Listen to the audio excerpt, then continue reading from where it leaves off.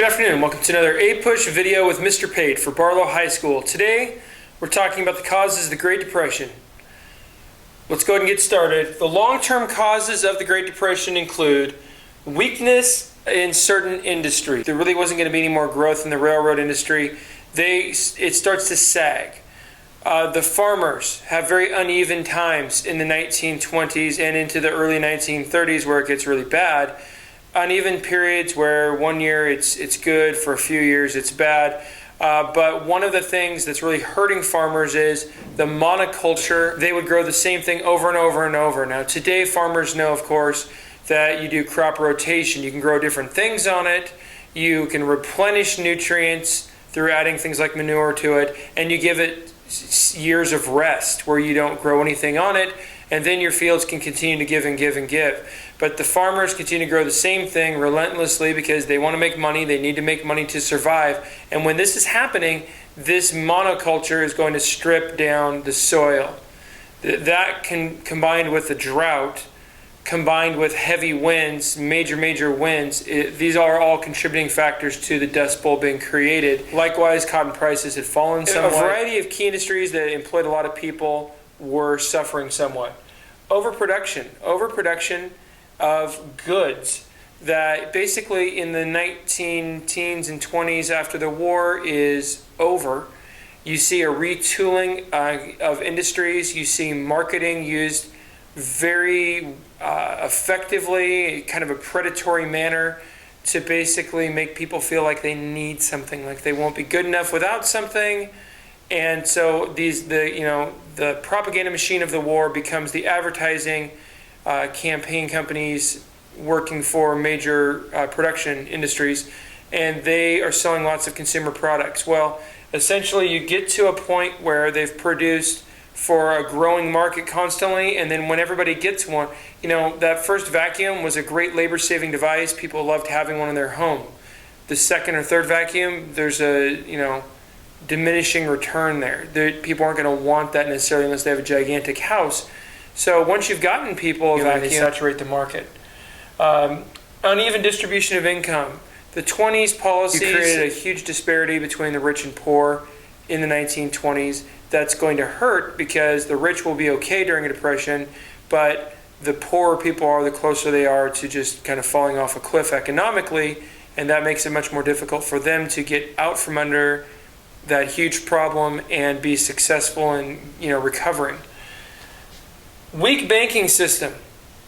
Banks were loaning speculatively, and a lot of them were in a risky situation where they did not have. Today the Fed requires you to have something called a reserve requirement. The reserve requirement essentially says, the Fed will say, you must keep X number of dollars from all the money people have invested in your bank, put in your bank. A certain percentage has to be there for any rainy day crisis situation. So if a bunch of people come to get their money at once, you can meet that demand. Now, of course, the Fed today will also give them an emergency.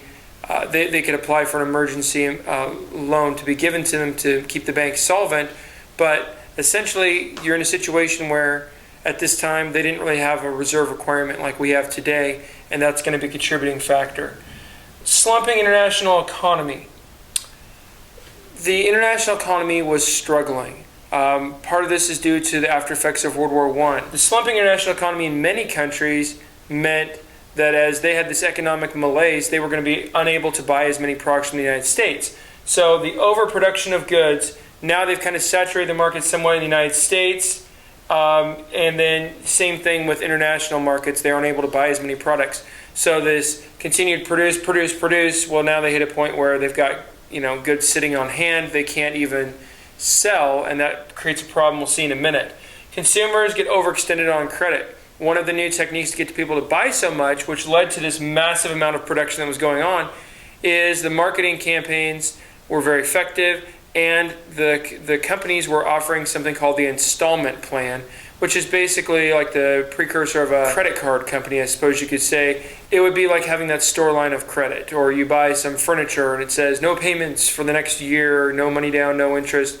This is basically what the installment plan is. It's buying from the company on credit. Well, essentially what's going to happen is This is going to put consumers in a very vulnerable situation. The economy's been going up and up and up and up and up. They feel like it will continue to. They don't mind not investing. They don't mind having this debt, thinking they'll be able to pay it off. But the rising consumer debt is going to be another factor creating weakness. So all of these long-term causes are creating a situation where essentially you have vulnerability in a lot of areas where things are kind of softened, and then at the same time, the stock market values have continued to go up, up, up, up, up, up, up, and it's based on just demand in the stock, which is essentially how the stock market works. But theoretically, in most situations, a stock will go up on good earning reports, which show the company is doing well and it's economically healthy. And if they fall short of expectations or lose a bunch of money, the stock's value goes down. If they fail to sell cars as a car company, their value goes down. So those are kind of long-term causes. One other thing that's going to make things worse as kind of an immediate effect, but it's related to this, is the Hawley-Smoot tariff, which the United States jacks up their tariff. We've talked lots about tariffs. Tariff has been high for quite a long time. It's dropped a few times, but not very much. And Taft takes it down a little. It's not a significant win for the anti-tariff people, but the Hawley-Smoot tariff jacks it up to the highest level ever. Now, when you have a soft international economy that's already struggling, and then this basically makes it impossible for them to sell any goods to the United States, they basically go into even further free fall collapse. And of course, the worse they are doing, the less likely they are to be able to buy U.S. goods we want to sell abroad. This is the whole idea and point of free trade agreements. If everybody lowers those tariff levels, then everybody has a chance to buy cheaper goods and buy more goods, and thus that should balance out and help everyone. Short-term causes. The short-term causes, stock market over-speculation and crash. So as I said, the stock market value kept going up, and the paper, that's all paper value based on just demand. It's not based on the real value of the company. And so by 1929, some people were saying, okay, well, what's going on here? The paper value's up here, but the real value of the company, is down lower. You talk to a lot of people, kind of a rule of thumb in business is, a business that you might buy could be worth 10 times what their annual earnings are. Okay? So if I had a Quiznos and my earnings were $50,000 of profit a year, that would make that Quiznos worth $500,000. If the company was only making $5,000 a year in profit, you wouldn't pay $500,000. It would theoretically be like 100 years to pay off your investment, not counting the interest. So that's kind of a rule of thumb some businesses use, not all businesses. But short-term causes, the stock market over speculation. At some point in October of 1929, people had started to kind of recognize things were out of control. And so a bunch of people were ready to sell when the market started to tip over the top. And it does in October. And once it tips over the top, a bunch of people sell, and this sends prices cascading down fast. And now more and more people start thinking, well, I've got to get out. And there's a couple of reasons they have to get out. Number one, maybe they bought halfway up and they're thinking it'll keep going up. Well, now that it starts dropping, they're panicked that they'll lose money.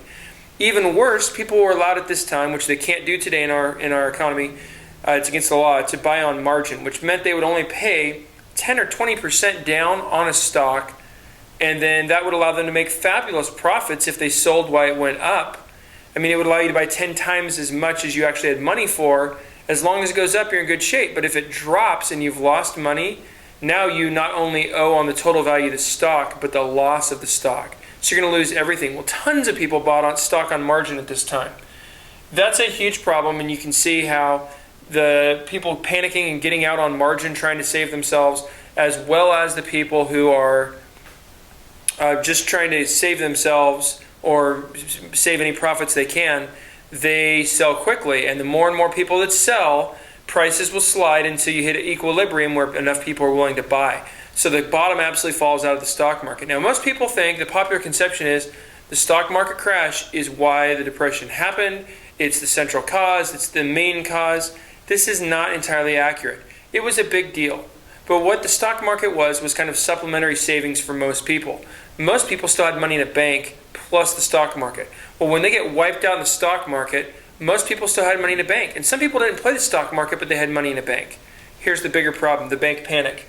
When the bank panic, and the best example I think you could ever see if you're going to watch a movie is It's a Wonderful Life. George Bailey is going to be ready to head out on his honeymoon, and then they see a bank panic happening, and he has to go in and try and save his building and loan, kind of this credit union operation that he runs, and try and save that from a run on the bank that actually closes the bank in town in the movie. It's a perfect example of this, and he actually goes into fantastic detail.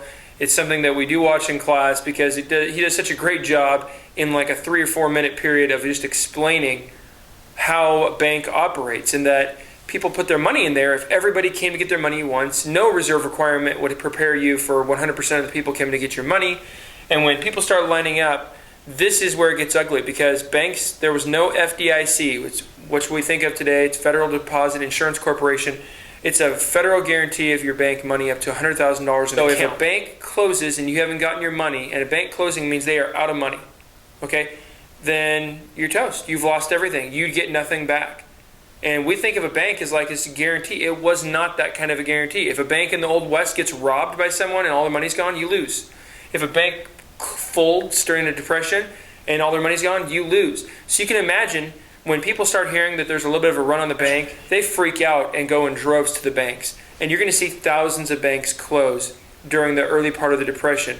And this feeds more and more mistrust of banks, and people trying to get out there, and basically, they're trying to get out and save whatever they can in terms of money. So that takes you kind of through the long and short-term causes. The bank panic is certainly the most important cause that there is. I thought I'd kind of show you an anatomy of the Depression real quickly, just so it makes more sense kind of how these things happen. So we have, from prosperity, we have a crash. We had the stock market crash. People lost savings. This led to a run on banks. And then, now when many people lose all of their money in banks or only get partial amounts back, basically this is wiping out the vast majority of savings for anyone that wasn't really, really rich in the United States. These people are getting devastated by this.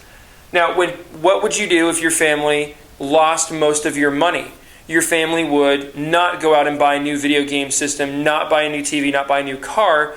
You're going to try and maintain your house payment or your apartment rent or house rent. You're going to pay for your utilities so you have heat and water and sewer.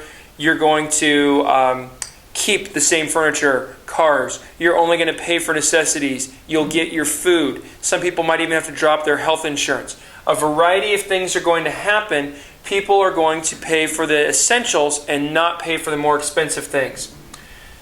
After there's less, so this is less demand for consumer goods. People will ignore those things when times are tough. With the Great Recession, we've certainly seen this. This is a major problem with our economy, is people are just unwilling to spend big. They can't jumpstart the spending again.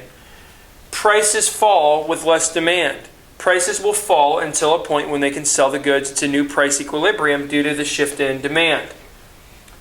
Okay, less production. Less production will occur because if the company cannot make any money by selling the good because prices for the good have dropped. Let's say you're making a toaster.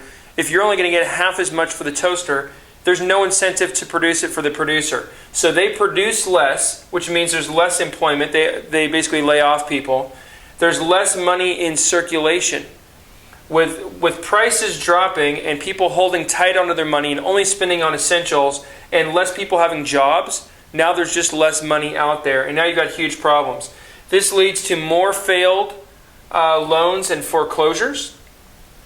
And then you have even less bank loans and more banks failing. And then that leads in turn to even more unemployment down here at the bottom. And with even more unemployment now, it continues and just deepens. You're going to have prices falling more. You're going to have even less demand for anything. You're going to have people having less production, less employment, less money in circulation, and you continue to spiral downward, and it gets very difficult to get out of it.